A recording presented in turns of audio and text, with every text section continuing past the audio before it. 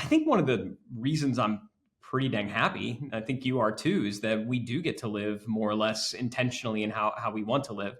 Are there way more days than I would like where I feel like I have to just get something done? Yes. Hey everybody, welcome to another episode of Business Lunch with your hosts, me, Roland Frazier, and my wonderful partner, Ryan Dice. Ryan, how are you this wonderful day? I'm good. I love the way you said lunch that time. It was kind of, I don't know, it was Lunch. erotic. Yeah, Yeah. yeah. I don't really know. It made me feel something. Last I don't time know. we talked about founder mode and manager mode. Now we're doing into sexy mode. So, no, anyway, I We're just giving the people what they want. yeah, I Not was true. Nobody asked for that. I was doing a little bit of reading and watching and listening, and came across something that I thought would be interesting to chat about, and I thought it'd be interesting for everybody to kind of participate in. Let us know what you think. But in the wealth management and financial planning world, we're kind of looking to acquire some companies there, and so trying to find, do the industry research and all. And I came across this movement called life planning, which doesn't sound terribly novel or amazing or anything, but it's basically this guy George Kinder started it, and he asks his clients three questions. So the movement is to really bring more perspective to what matters in your life as you're financially planning. And I'll say that a friend of mine, of ours, Jay Cron, who was one of the guys that did amazing things with Kajabi, sent me this article as well. And Ryan, if you could do something to entertain people while I look for this real quick, because I want to put these two things together. So you want me to do a little song and dance routine while you look for that? Okay, I can do that. I think it's just to set some context on this. So you're going to ask me the three questions. I'm going to I am. answer them, but I want everybody to know I haven't reviewed this ahead of time. You don't know what the So questions are even. I And don't know what the questions are. I haven't had a chance to think about it. And so you're going to hear me basically thinking out loud about intensely personal financial matters. yeah, What could go wrong? I like it. Nothing could go wrong. And just remember, stay vulnerable. This is the second part of this. So Jay Cron sent me this article that I guess had some traction, called "The Dangers of Low Agency." Have you seen that? Are you familiar with that at all? Okay. No. So basically, it is. Let me give it to you. So it's the story of John. I'm going to read it. It's not terribly long, but it's good for setting context. So, hi, my name's John. I've been lurking for a while, but I finally made an account to post this. I need to get my life off my chest. About me, I'm a 46-year-old banker, and I've been living my whole life the opposite of how I wanted. All my dreams, my passion gone, in a steady 9 to 7 job, 6 days a week for 26 years. I repeatedly chose the safe path for everything, which eventually changed who I was.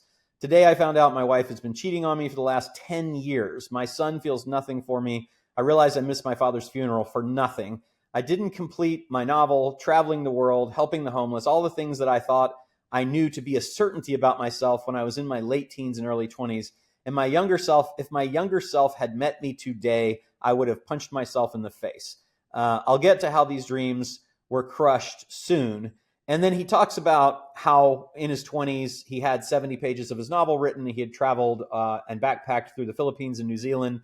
And now, 26 years later, he has still not done anything other than that, and basically traded everything for working. And let me see if I can find the end.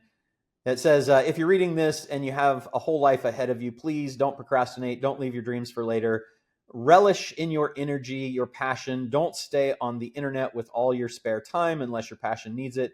Please do something with your life while you're young. Do not settle down at 20. Do not forget your friends, your family, yourself. Do not waste your life, your ambition, like I did mine. Do not be like me. Now, what I love about this is this guy's 46 and has given up again. So it's going to be 20 years from now, he's going to, or 24 more years. Yeah, Ooh. it's like, so he's going to be 70 and he's going to still, I guess he's moved from um, I'm young and motivated and hungry for life to I've got to work and work to live, as opposed to excuse me, live to work instead of working to live. Not paying attention to his family, etc., which is not uncommon for people that get immersed in their jobs, and then that can create all kinds of personal challenges. Um, but I thought the fact that he's writing about sacrificing agency and how his life is over at 46, and telling you not to do that, but not at all saying what he's done now to change that. He's kind of surrendering to this, this is where, life is over. I messed up. I won't ever get that back. I'll live with regret for, forever. But probably not long, because he's 46, and most people, of course, don't live past 46. So I thought it was interesting. And it goes with the life planning thing, because the life planning questions, the very first one is, and you can answer it or not answer it, because, depending on how you feel. But the very first one is, if you were set for life financially today, and I'm paraphrasing, but if you were set for life financially today, not your Elon Musk and Amazon money, but you got everything you need to live comfortably for the rest of your life, without worry, what would you do? Would you do what you're doing now, or would you do something different? I think what I would do would be what I'm doing now at a slightly reduced um, intensity, maybe. And not Okay. because I don't enjoy what I do, but I feel like right now there's still a lot of pressure to continue to grow and scale, like the things that we have and what we're doing. Because we exited a bunch of businesses and we kind of started over with the model that we're operating now in 2020. And so we're still fairly early. I mean, it's kind of like a startup, even though it's a lot of acquisitions.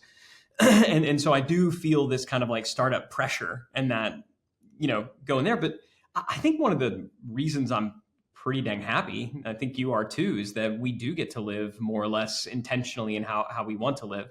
Are there way more days than I would like where I feel like I have to just get something done? Yes.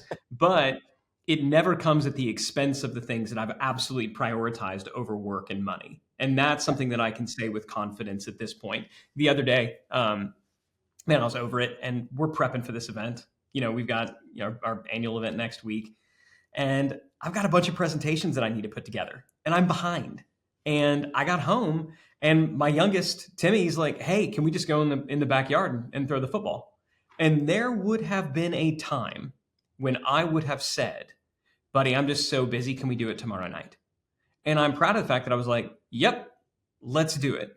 And you know what? Maybe those presentations don't get done as well as they could. No regrets there. What I know is it's probably going to be fine, because there were plenty of days when I did make certain sacrifices that I wish I hadn't made. And I've been open about those as well. Talked about those. Thank God had a wife and a partner who called me on it. And didn't necessarily like opt out of our marriage. Instead she called me on it. Was like, "Hey, you keep doing what you're doing, but you can't pretend like you're doing it for us anymore." Um, but no, I mean, I believe that I would keep doing the same. Maybe I'd play more golf during the week. Like at least once a week, I'd like to get out and play golf. Like there's plenty of times where my week gets filled, with meetings and with calls and consults and things like that. And So maybe that would be if the addition. if that is something that you think would give you great pleasure, what stops you from blocking that as an appointment to yourself to do now? Is that one of the questions, or is that just No. a follow Yeah. up? Yes. Okay. That's one. No, it isn't. It's my question to you. Um, I am prioritizing work today uh, over golf and recreation. I'm not prioritizing work over family. So Right. to me, right now, today, it's more important that I get the things done that I want to get done and feel like I need to get done from a work perspective. Um, because as much as I love playing golf, I mean, I still play it a lot on the weekends. It's fine, and if I don't play it during the week, it's fine. If it's a Okay. So you absolutely are positive playing. issue, You're just doing it on the weekends. yeah, and it's a little more crowded, and but I mean, Crimea River. It's a private club. It's not like I need a tea time. Like that's what I'm saying. It's fine because it's fine. Like what I have is great. Like But I think sometimes there are two people on the 9 holes that I'm playing ahead yeah, of me with no one else on the course, and that's not cool.